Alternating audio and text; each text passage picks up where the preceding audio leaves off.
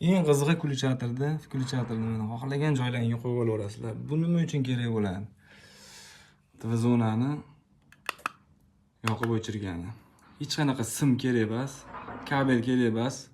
Faqat o'sha tarafini ulab turib, mana shu kulchatirni xohlagan o'zingizga udobniy joyga qo'yib olsangiz bo'laveradi mana. Xohlasangiz bu tarafiga, xohlasangiz bu tarafiga, xohlasangiz yoniga borib qo'yib olsangiz bo'laveradi. Turetskiy oynalarda qilib berdik. Eng qiziq orqa fonlarini ham o'zimiz yopishtirib berdik. Akril litsolari akrildan bo'ldi. Tvzonamiz 3,5 joyga joylab berdik. 340 joyga joylab berdik. Pardalarni hisob olingan, pardalar bilan uyg'unlashtirib yubordik. Mijozimizni o'zini tanlovi bo'ldi. Mana ko'rishlaringiz mumkin.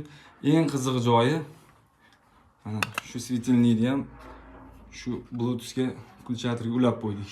Hammasi birdaniga yonib, birdaniga o'chadi. Chiroyli atmosfera bo'ladi.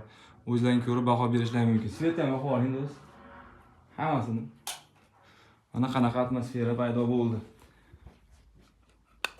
Mana o'chganda o'ta bagati ko'rinyapti. Mana lyustralari. Biz o'zimizning fikrimizcha uyli fasoniga ham mijozimiz tanlagan fasoni tushdi. Chiroyli ko'rinish beryapti. Eng asosiy bahoni o'zlaringiz berasizlar.